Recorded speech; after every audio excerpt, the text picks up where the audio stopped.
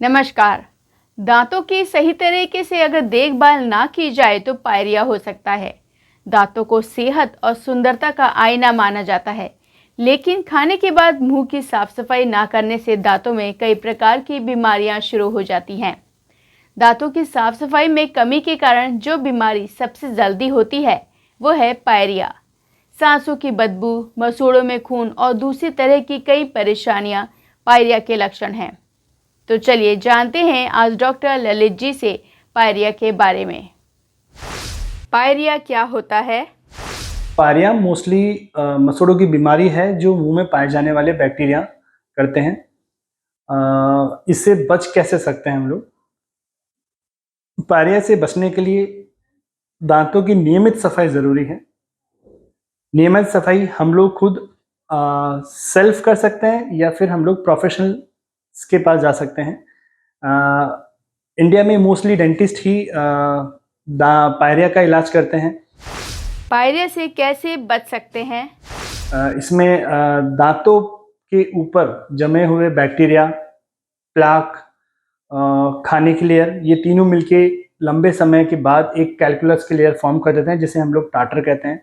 उस टाटर को दांतों पे से बार बार साफ करना ज़रूरी है।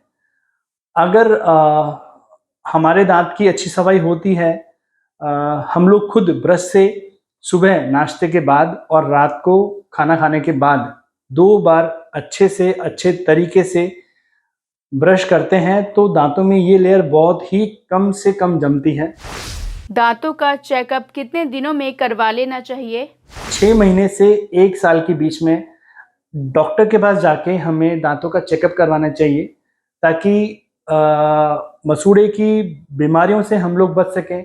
मसूड़े का श्रिंक होना, मसूड़े में सूजन आना, मसूड़े में खून आना, मसूड़े का लाल हो जाना, मसूड़े का दांत की जड़ों को छोड़ देना, वहाँ हड्डी का भी लॉस हो जाता है।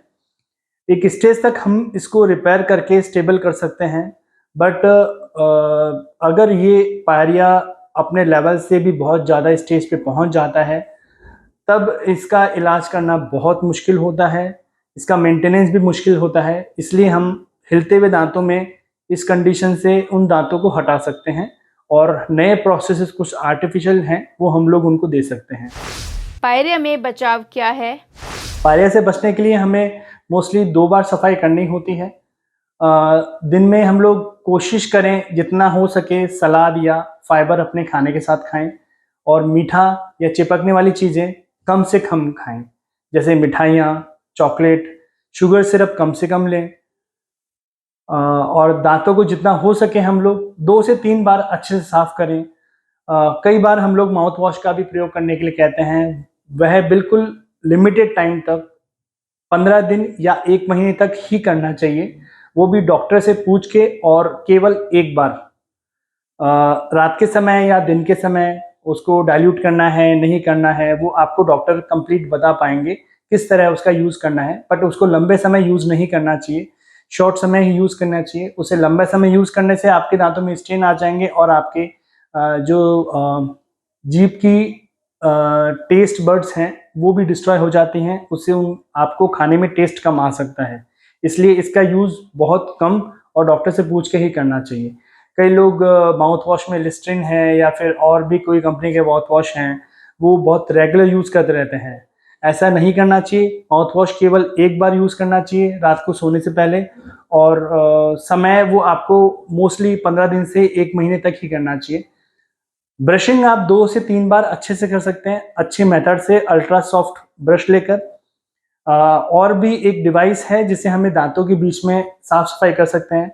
ये वाटर फ्लॉसर होते हैं, इसे पानी की तेज धार से दांतों के बीच में हम लोग साफ सफाई मेंटेन कर सकते हैं, जिससे इसमें इन्फ्लामेशन या दांतों के बीच में जमा हुआ जो भी बैक्टीरिया, प्लाक वगैरह होता है वो निकल जाता है और साफ हो जाता है।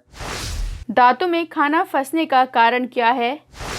दांतों में खाना फंसने का मोस्टली रीज़न है दांतों के बीच में जगह आ जाना। ये पायरिया से भी आ सकती है या दांतों के बीच में कीड़ा लगने से भी आ सकती है। अगर पायरिया से आती है तो हमें पायरिया के रीज़न को ट्रीट करना चाहिए ताकि दांतों के बीच में खाना नहीं फंसे। खाना फंसेगा तो वहाँ पे दांत में कीड़ा लगने की संभावनाएं बहुत ज़्यादा होती हैं और मसूड़े में भी सूजन आती है और हमारे दांत की जो सपोर्टिंग बोन है, हड्डी है, उसको भी लॉस होता है। दांत में बीच में कीड़ा लगने से इमीडिएटली हमें डॉक्टर को दिखाना चाहिए अगर वहाँ खाना फंस रहा है तो।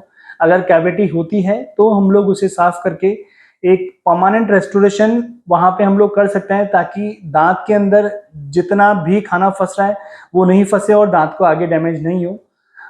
रिसेंटली डेंटल में बहुत एडवांसेस हुए हैं टेक्निक के अंदर और मटेरियल के अंदर।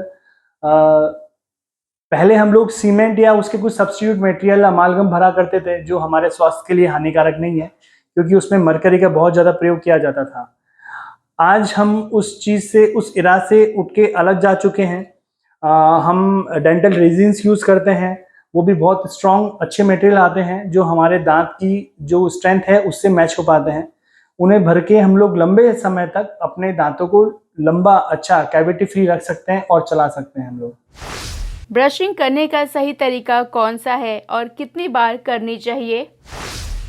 ब्रशिंग हमें 2 बार एटलीस्ट करनी चाहिए, या फिर जब भी हम लोग खाना खाते हैं तब करनी चाहिए। वो 3 बार भी हो सकता है।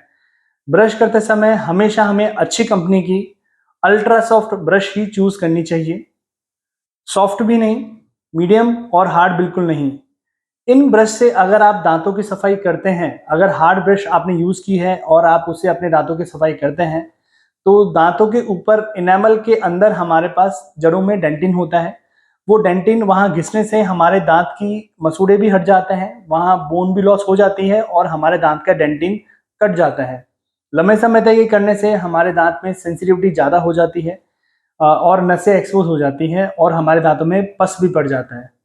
इसलिए हमें दांतों को हॉरिजॉन्टल मेथड से नहीं करके राउंड सर्कुलर मोशन से हमें ब्रश करनी चाहिए और धीरे धीरे करनी चाहिए। ब्रश करते समय किसी भी तरह का प्रेशर नहीं लगाना चाहिए, बहुत जेंटल हैंड से और अच्छे टूथपेस्ट से करने चाहिए। टूथपेस्ट में कुछ भी आपको दरदरापन नहीं होना चाहिए। अच्छा पेस्ट अच्छी कंपनी का और अच्छे फ्लेवर के साथ होना चाहिए। इंडिया में जो पाए जाते हैं उसमें कई टूथपेस्ट हैं जो इस तरह की चीज़ें प्रोवाइड करते हैं। पेस्ट फॉर्म और फ्लोराइड कंटेंट बहुत इंपॉर्टेंट है उसके अंदर। आप सुबह और शाम 2 टाइम अच्छे से ब्रश करके अपने दांतों को पायरिया से बचा सकते हैं। तंबाकू खाने से मुंह में और दांतों में क्या नुकसान होता है? तंबाकू का सेवन करने से मुंह या दांतों को बहुत ज़्यादा नुकसान होता है। मोस्टली जो लोग समझते हैं उसमें एक फर्स्ट चीज़ ओरल कैंसर आती है। लंबे समय तक स्मोकिंग करने से या तंबाकू का किसी भी फॉर्म में यूज़ करने से पेशेंट को प्री कैंसरस कंडीशन क्रिएट हो सकती हैं और वो कैंसर में कन्वर्ट हो सकती हैं। इसका उपयोग जितना जल्दी हो सके उतना बंद कर देना चाहिए। कैंसर एक लाइलाज बीमारी नहीं है अगर इसको टाइमली ट्रीट कर लिया जाए तो। आप कहीं भी कैंसर स्पेशलिस्ट हॉस्पिटल में जाके अगर आपको कुछ डाउट है तो वहाँ जाके आप बायोप्सी करवा सकते हैं या उन्हें दिखा सकते हैं, ताकि इलाज आपका जल्दी से जल्दी हो सके और इसका दोबारा सेवन नहीं करना चाहिए। तंबाकू से या किसी फॉर्म में भी तंबाकू यूज करते हैं उससे दांतों के ऊपर कालापन या ब्राउन डार्क स्टेन्स जमा हो जाते हैं, मसूड़े की बीमारी हो जाती है। तो इसका प्रयोग नहीं करके आप दांतों को पायरिया से या दांतों को अबनॉर्मल घिसने से बचा सकते हैं, पैराफंक्शन हैबिट जिसे हम लोग कहते हैं। इससे दांत घिस घिस के बहुत ज़्यादा उम्र से जल्दी दांत घिस जाते हैं और बहुत ज़्यादा छोटे हो जाते हैं और दांत काले हो जाते हैं। इससे बचने के लिए सिर्फ और सिर्फ हम लोग इस बीमारी को छोड़ सकते हैं। इससे लंबे समय तक आप दांतों को सुरक्षित रख सकते हैं और उनके साथ अच्छा खाना खा सकते हैं। तो आज आप लोगों ने डॉक्टर ललित जी से पायरिया के बारे में जाना। ऐसी और जानकारियों को देखने के लिए हमारे चैनल को सब्सक्राइब करें, जिससे आप आने वाली बीमारियों से सतर्क रहें और साथ ही लाइक, शेयर, कमेंट करना ना भूलें। तो चलिए मिलते हैं अगले शुक्रवार एक नए स्वास्थ्यम के साथ। तब तक के लिए दीपिका को दीजिए इजाज़त।